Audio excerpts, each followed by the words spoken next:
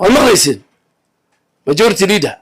kadib markii si rasmi ah ra'iisul wasaare ku-xigeenka Kenya Musalia Mudavadi uu soo jeediyay in wax laga bedelo dastuurka dalka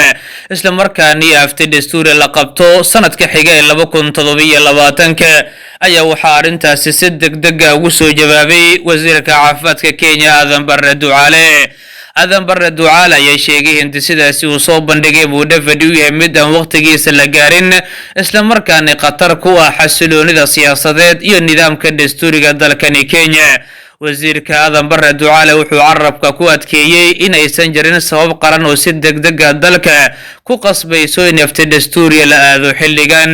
wuxuu sidoo kale xusay in dastuurka Kenya uu si cad u qeexayo xanaan sharciyeed oo lagu xallin karo khilaafaadka jira isagoo ku tilmaamay in baarlamaanka iyo maxkamadaha yihiin hay'adaha saxda lagu doodi karo arrimaha dastuuriga dalka. dhankiisa Musalia Mudavadi ayaa wuxuu ku dooday in Kenya wajahayso qalalaase dastuuri haddii wax laga bedelin qodobada muhiimka ay ka mid yihiin dib u eegista xuduudaha doorashooyinka, hirgelinta qodobka jinsiga iyo sharciyeynta qalabka horumarinta deegaanada sida sanduuqa horumarinta degmooyinka CDF.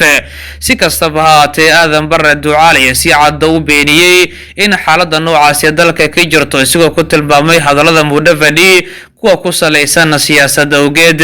wuxuu sidoo kale Adan Barre Ducaale ka digay in afti dastuur la qabto xilligan maadaama uu dalka wajahayo caqabado dhaqaale iyo culeysyo shacabka haystaan awgeed.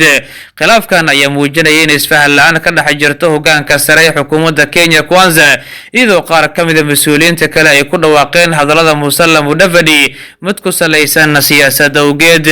dooda ku saabsan aftida dastuuriga ee sanadka 2027 ayaa weli sii xoogaysanay waxaan la filayay maalmaha soo socda ay soo baxaan falcelino dheeraad oo ka imaanaya siyaasiyiinta bulshada rayidka iyo qubrada dastuuriga dalka.